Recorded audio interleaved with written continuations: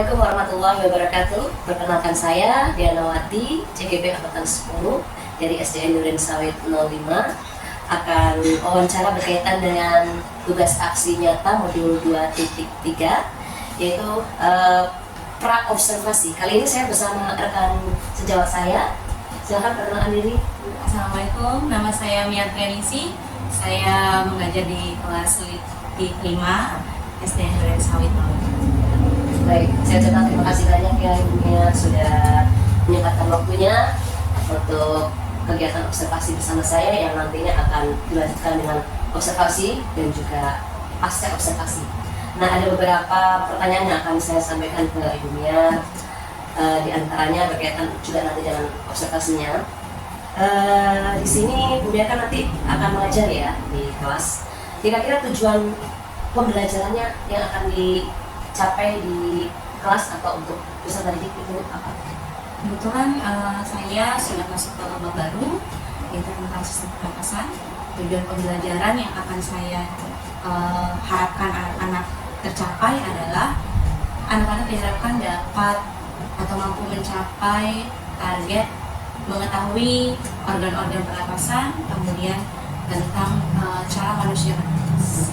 Berarti tentang organ pernapasan ya, berarti untuk IPAS ya? Betul. Ya. Baik. Untuk selanjutnya, kira-kira area pengembangannya itu mau ke arah mana? Area pengembangannya Terkait keterampilan atau pengetahuan atau area pengembangannya saya lebih ke keterampilan, di mana anak-anak ini memang banyak sekali yang kinestetik, jadi memang senang sekali bergerak dan anaknya kreatif. Jadi saya akan fokuskan ke keterampilan, yaitu membuat salah satu model organ pernapasan. karena kebanyakan anak yang kinestetik ya, berdasarkan kebutuhan mereka ya.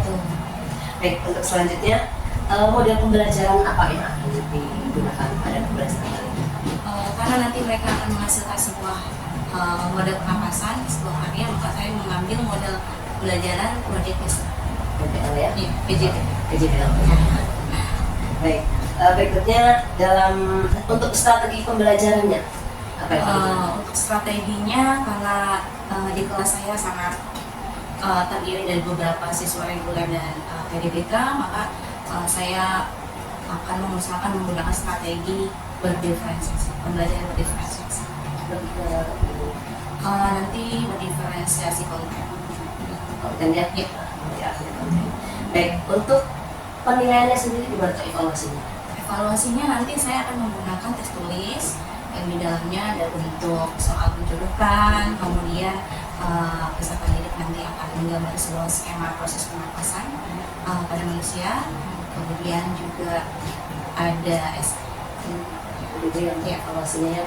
Oke, untuk selanjutnya sasaran kelas tadi sudah diterapkan ya, untuk kelas berapa tuh? kelas yang saya ajar ya, kelas Kelas 5 ya. Oke, baik. Ini sebenarnya inti dari pra observasi yang memang harus saya dapatkan informasinya. Saya rasa sudah cukup ini, sudah memenuhi semuanya. Semoga nanti pada saat observasi akan dapat berjalan dengan lancar. Demikian untuk wawancara pra observasi saya bersama Ibu ya. Saya ucapkan terima kasih sekali sama-sama. Ya. Demikian untuk wawancara pra observasi berkaitan dengan tugas modul 2.3 bersama saya. Assalamualaikum warahmatullahi wabarakatuh.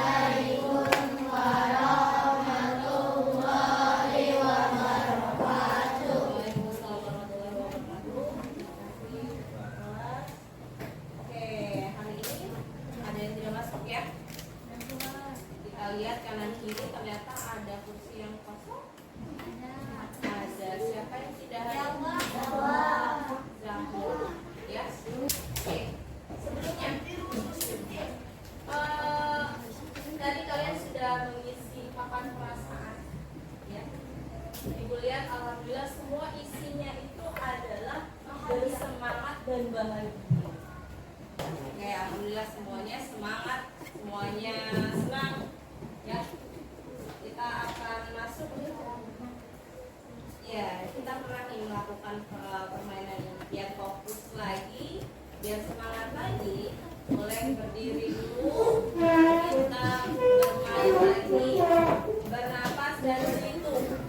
Ya, kalau kemarin ketemu dengan bilangan ganjil, sekarang kalau bertemu dengan genap, bilangan genap berapa saja nak?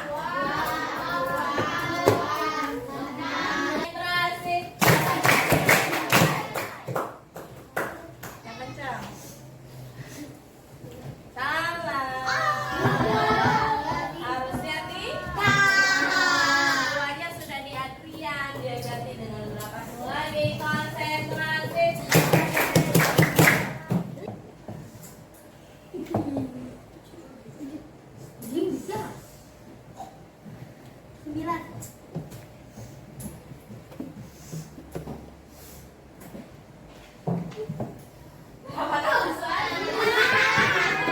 Ya udah sampai 10 ya. Tadi 10 di kita bernapas. Oke. Dan tetap berdiri. Sebelum kita belajar kita nyanyikan lagu. Ganda Pancasila semuanya.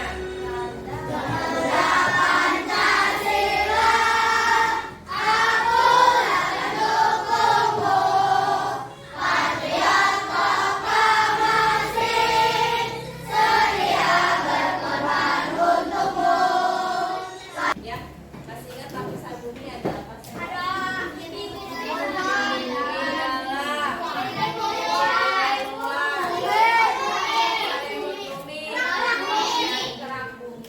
Kalau diibaratkan seperti telur, berarti inti di bagian dalam itu seperti apanya ya? Kulit telurnya. Hari ini kita mau belajar apa nih? Nanti kalian akan diberikan video sama gurunya. Alhamdulillah hari ini dapat fokus. Kita bisa nonton video yaitu tentang organ pernapasan manusia. Nah setelah kalian menonton, diharapkan kalian itu bisa menyebutkan organ-organ yang digunakan buat bernapas itu apa saja sih? Ya, salah satunya itu. Kemudian nanti kita ada pertanyaan tanya jawab. Nanti kita akan mempelajari apa sih pengertian dari bernapas. Kemudian kita membuat proyek, udah bawa alat bahannya? Sudah. Dan kita akan membuat suatu model organ pernapasan, yaitu paru-paru. Ya, bisa? Semangat? Harus semangat. Ya, sekarang apa itu bernapas?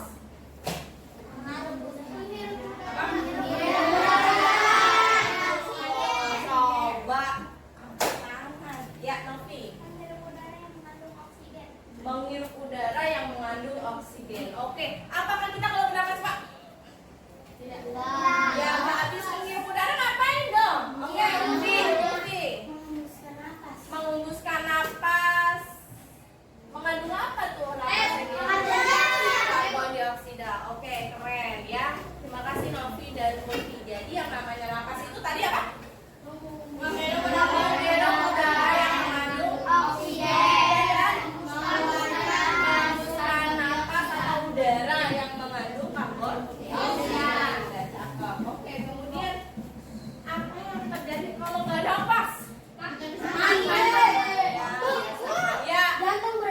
Jantung berhenti, keren jawabannya. Akan mati atau meninggal. Rafa dan Arli. Oke, terima kasih. Kita lanjut.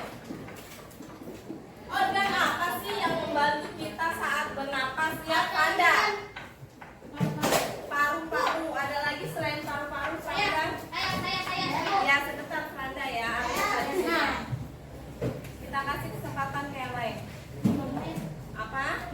Hidung, betul, pasti. Masuknya awalnya dari hidung. Terus paru-paru. Selain hidung dan paru-paru ada lagi? Oke, kita kasih kesempatan ke Aska. Faring atau faring? Faring dan laring. Oke, keren-keren. Berarti udah pernah baca bukunya ya? Udah, cakep. Sebelum belajar harusnya memang sudah baca-baca buku.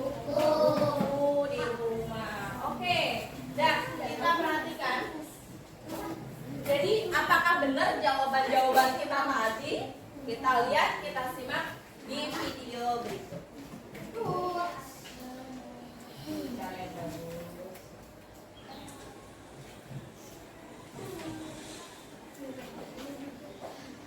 Manusia, hewan, Dengar suaranya, Nak? atau oksigen untuk hidup. Waktu bernafas, kita mempunyai organ-organ yang bekerja sama dan membentuk sistem organ yang bekerja mengatur oksigen yang ada di lingkungan hidup. Sini berfungsi untuk menyaring udara yang mengandung debu, kotoran, dan kuman penyakit. Benar sekali Lula, selaput lendir berfungsi untuk mengatur suhu udara yang akan masuk ke paru-paru dan mengatur kelembapan udara agar sesuai dengan kelembapan tubuh. Itu juga jalur yang langsung terhubung dengan alat pernapasan berikutnya, yaitu tenggorokan. Tenggorokan merupakan alat pernapasan manusia yang kedua. Lagi dalam video selanjutnya. Ini orang. Ya, udah ada gambaran ya. Kalau kemarin baru lihat gambar yang ada di buku, kalau sebelumnya gambar juga di papan tulis, kali ini kalian sudah bisa melihat videonya. Ya, bagaimana sih ketika kita bernafas? Oke, jadi organ-organ yang berfungsi atau kita pakai ketika bernafas diawali dengan hidung. Ya, di hidung ada apa tadi katanya? Ya, bulu halus atau bulu hidung ya, dan ada lendir. Bulunya untuk menyaring udara biar nggak kotor, yang kotor jadi bersih. Lendirnya untuk melembabkan, mengatur ya keseimbangan kelembapan yang ada di. Kemudian masuk ke faring dulu apa laring dulu? Faring dulu ke faring. Ya, oke, kemudian laring.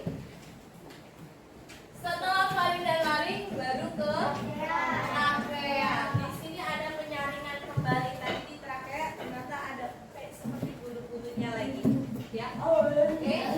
Habis trakea masuk nih, namanya apa nih? Bronkus. Ya, percabangan dari trakea namanya bronkus. Bronkus ini menuju ke paru-paru kanan dan paru-paru kiri. Terus di dalam paru-paru setelah bronkus ada juga percabangan lagi namanya bronkiolus. Nah di ujungnya ada gelembung-gelembung namanya alveoli atau alveolus. Disinilah tempat apa? Pertukaran oksigen dan karbon dioksida.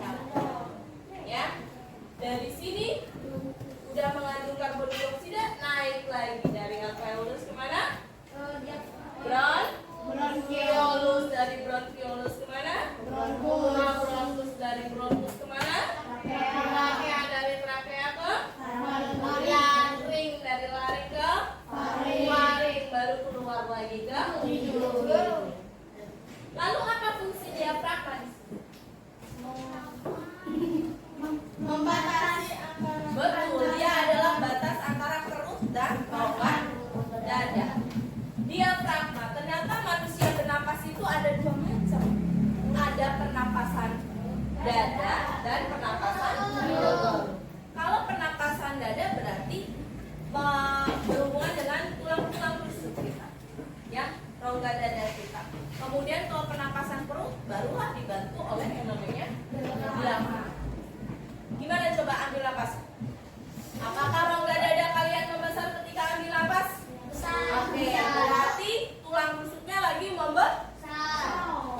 Ketika kamu keluarkan, coba hembuskan napas seperti apa rasanya? Lega. Rongga dadanya mengecil. Udara karbon dioksidanya keluar. Tepuk dua. Oke, masih konsentrasi?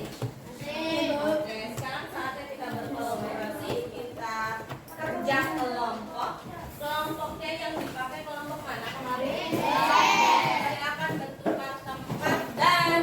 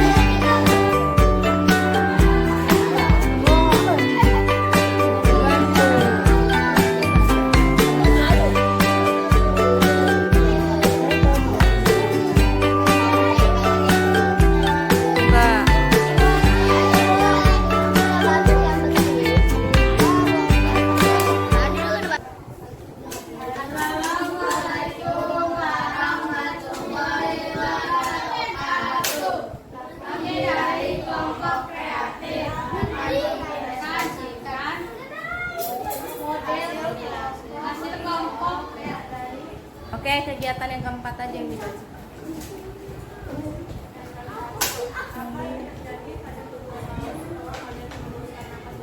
Yang kencang ya suaranya. Apa yang terjadi pada kedua balon itu setelah kalian menghembuskan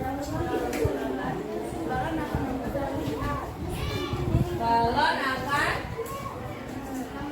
membesar. Berarti karena udaranya masuk. Lanjut. tarik balonnya pada bagian bawah. Alat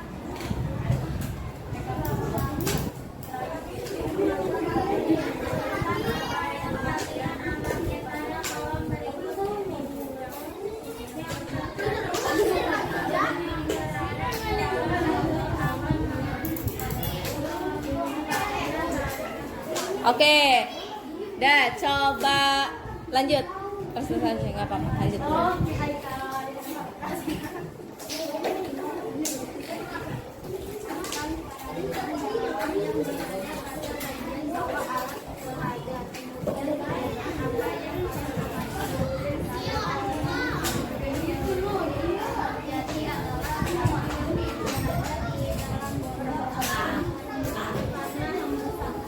Ya, apaan sih ini?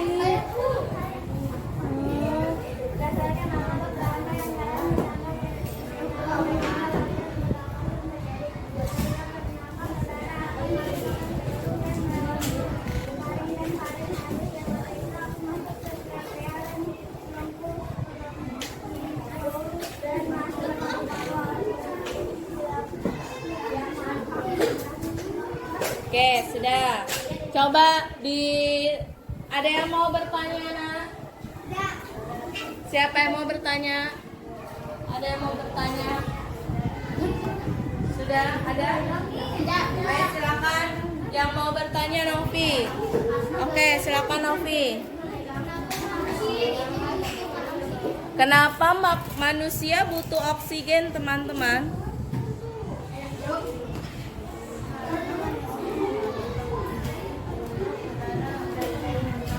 Untuk bertahan hidup. Oke, jadi oksigen itu juga digunakan untuk mengedarkan sari-sari makanan yang kita makan sehingga kita punya tenaga, ya. Oke, kemudian ada lagi yang mau bertanya? Nah, sudah.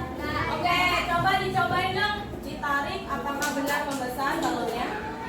Oke, membesar tapi oke, betul. Kemudian dilepas. Oke, terima kasih. Ada gitu. Silakan tutup dulu.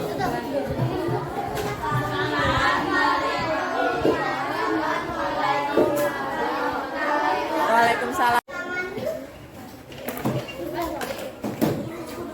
Oke, bagaimana? Sudah selesai semua buatnya? Alhamdulillah. Sudah jadi semua dan sudah presentasi, ya. Oke. Apa sih yang sudah kita pelajari hari ini?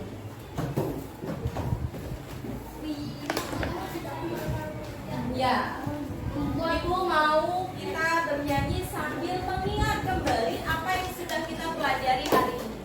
Lagunya seperti lagu naik becak. Tahu lagu naik becak? Iya. Oke, bareng-bareng ya.